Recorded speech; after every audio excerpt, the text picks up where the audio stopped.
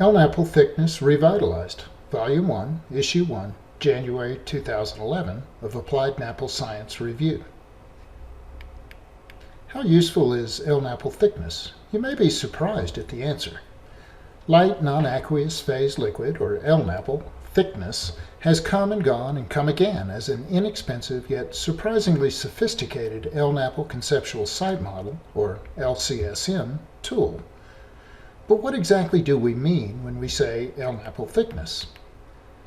At least three different meanings for LNAPL thickness exist.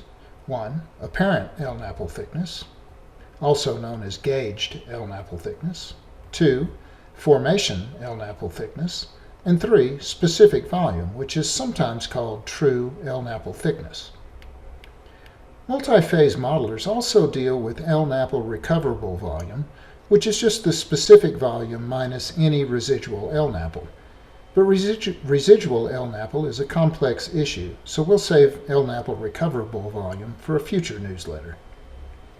Each of these values provides critical information about the LCSM, and consequently each one of them must be understood to have a complete picture of the complex, multi-phase fluid dynamic forces that control the distribution, migration, and recoverability of LNAPL.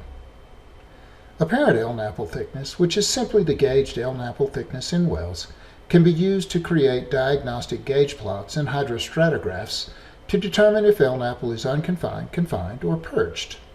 If unconfined, then the apparent LNAPL thickness is a good approximation of the formation LNAPL thickness and can be used as a direct input in multi-phase models.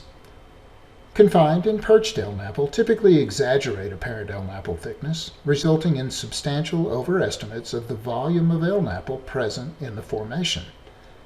That exaggeration can result in excessive remediation over design costs or even unnecessary remediation. Formation LNAPL thickness, or mobile LNAPL saturation curve height, is a critical multi-phase model input and/or calibration parameter.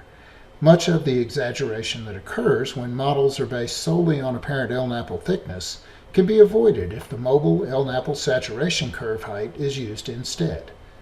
The predictive model will be much more accurate, leading to better, more cost-effective remediation decisions. Specific volume, or true LNAPL thickness, is the calculated thickness of LNAPL in the formation if the soil and groundwater were removed, leaving only LNAPL.